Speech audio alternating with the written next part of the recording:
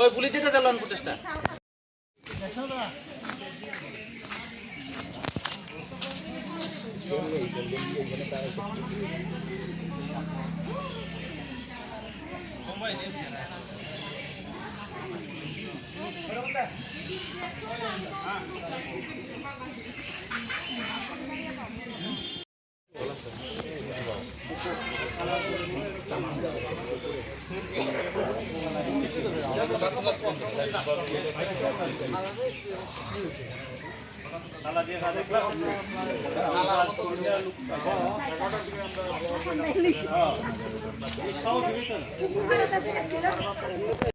বিনোদ ভূমিজের পুকুরে একটা অপরিচিত লোক জলের মধ্যে ভাসা রয়েছে।